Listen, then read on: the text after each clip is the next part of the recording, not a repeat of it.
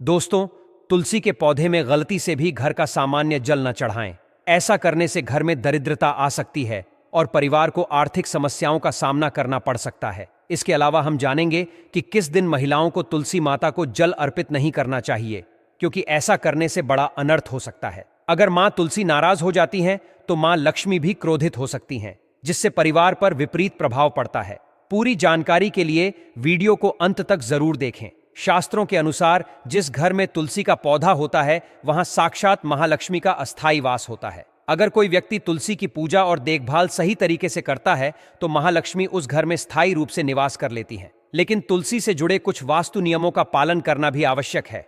आइए इन वास्तु नियमों के बारे में विस्तार से जानते हैं। नंबर 1, नियमित रूप से तुलसी के दर्शन करने और हाथ जोड़ने से व्यक्ति के सभी पाप समाप्त हो जाते हैं। इससे व्यक्ति के अंदर नई ऊर्जा का संचार होता है, जो उसे सफलता की ओर अग्रसर करती है। नंबर 2, शास्त्रों के अनुसार अगर तुलसी माता किसी पर कृपा करती हैं, तो वह व्यक्ति गरीबी से अमीरी की ओर बढ़ता है। माता लक्ष्मी की सच्चे मन से पूजा करने वाले व्यक्ति को इसका फल अवश्य मिलता है। नंबर 3, तुलसी के पौधे में प्रतिदिन पूजा करने और शाम को दीपक जलाने से व्यक्ति की सभी इच्छाएं पूर्ण होती हैं। नंबर 4, यदि आपका व्यापार मंदा चल रहा है या पूरी तरह से ठप हो गया है, तो निराश न हो। हर शुक्रवार को तुलसी के पौधे में कच्चा दूध चढ़ाएं।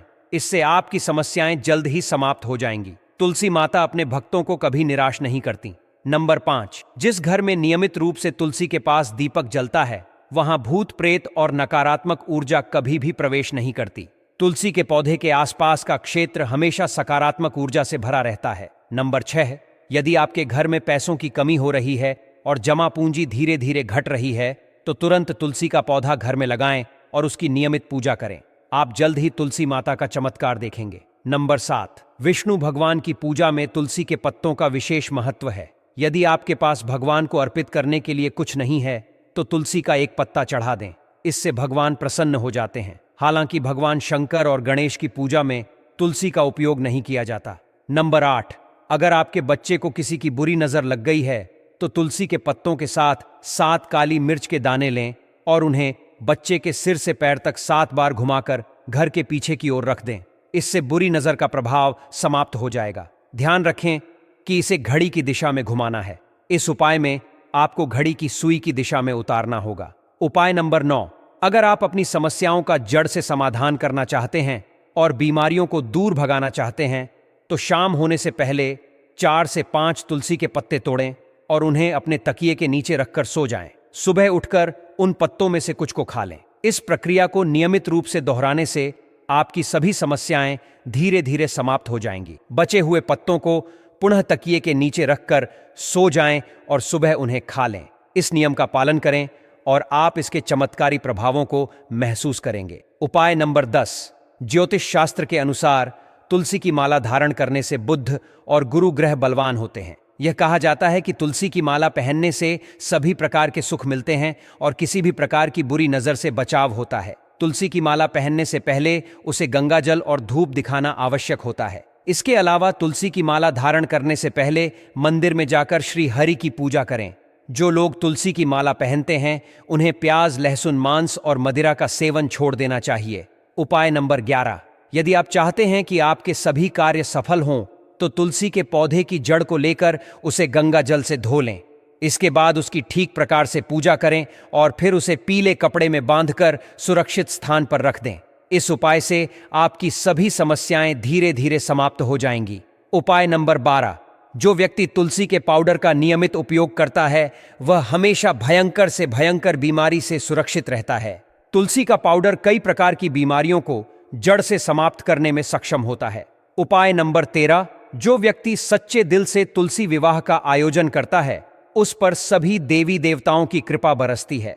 तुलसी माता की विशेष कृपा उस व्यक्ति पर होती है और उसके सभी रुके हुए कार्य पूर्ण हो जाते हैं। उपाय नंबर 14, वास्तुशास्त्र के अनुसार तुलसी का पौधा लगाने के लिए उत्तर दिशा, उत्तर पूर्व दिशा या पूर्व दिशा सबसे उत्तम मानी जाती है। तुलसी का पौधा कभी भी घर पर लाना हो तो इसे बृहस्पतिवार के दिन ही लाएं और सुबह के समय ही लगाएं। ध्यान रखें कि तुलसी के पौधे के नीचे कभी भी शिवलिंग या गणेश की प्रतिमा न रखें।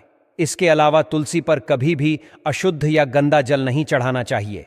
ये उपाय आपको जीवन में सुख, शांति और समृद्धि लाने में मदद करेंगे। यदि आपको यह जानकारी उपयोगी लगी हो तो कृपया वीडियो को लाइक करें और चैनल को सब्सक्राइब करें। साथ ही अपने विचार और सुझाव कमेंट में जरूर साझा करें ताकि हम और भी बेहतर जानकारी आपके लिए ला सकें। सदा साफ और शुद्ध जल का ही उपयोग करें। यदि पानी पीने के योग्य नहीं है तो उसे कभी पीने के लिए न उपयोग करें और न ही तुलसी को जल देने के लिए इस्तेमाल करें। तुलसी को सिर्फ शुद्ध जल ही अर्पित करना चाहिए। इसके अलावा तुलसी के पौधे से संबंधित कुछ अन्य बातों का भी ध्यान रखना आवश्यक है। अगर आपके घर में तुलसी का पौधा छत पर रखा है तो घर की उत्तर दिशा में चींटियों का आना शुरू हो सकता है और उस दिशा में दरारें भी पड़ी सकती हैं। जिन घरों में तुलसी का पौधा नहीं होता वहां अक्सर कबूतर अपना घोंसला बना लेते हैं, जिसे बुरे केतु का संकेत माना जाता है। विशेष ध्यान देने वाली बात यह है कि दक्षिण पश्चिम और दक्षिण दिशा में हमेशा श्यामा तुलसी रखनी चाहिए। श्यामा तुलसी की पत्तियां बड़ी और हरी होती हैं। इसे तुलसा जी भी कहा जाता है। दक्षिण दिशा में तुलसी रखने से वास्तुदोष दूर होता है। तुलसी का पौधा घर की छत पर रखना शुभ नहीं माना जाता है। अगर आपके पास इसे छत पर रखने के अलावा कोई और विकल्प नहीं है तो एक विशेष उपाय करें। तुलसी को कभी अकेला न रखें, उसे हमेशा केले के पौधे के साथ रखें और दोनों पौधों को मौली से बांध दें। ऐसा करने से आपको वास्तुदोष का प्रभाव नहीं झेलना पड़ेगा। महिलाओं के बीच एक सामान्य सवाल यह है कि क्या मासिक धर्म के दौरान तुलसी की पूजा की जा सकती है? क्या महिलाएं मासिक धर्म के दौरान तुलसी को जल चढ़ा सकती हैं या नहीं? इसका उत्तर जानना महत्वपूर्ण है। मासिक धर्म के दौरान महिलाएं शारीरिक रूप से अपवित्र मानी जाती हैं, इसलिए कुछ कार्यों से उन्हें परहेज करना चाहिए। उदाहरण के लिए अचार को हाथ नहीं लगाना चाहिए क्योंकि वह खराब हो सकता है। मंदिर नहीं जाना चाहिए और चौराहे पर भी नहीं जाना चाहिए क्योंकि इससे बुरी नजर लग सकती है। इसी प्रकार मासिक धर्म के दौरान पौधों में जल नहीं देना चाहिए क्योंकि इससे पौधे सूख सकते हैं। किसी भी धार्मिक कार्य से भी बचना चाहिए। तुलसी को जल चढ़ाने या तुलसी व्रत करने से भी परहेज करना चाहिए क्योंकि ऐसा करने से तुलसी का पौधा सूख सकता है। तुलसी की पवित्रता का विशेष ध्यान रखना आवश्यक है। मासिक धर्म के चौथे दिन स्नान करने के बाद ही किसी भी धार्मिक कार्य को संपन्न करना चाहिए। अगर आपको यह जानकारी उपयोगी लगी हो तो कृपया इस वीडियो को लाइक करें।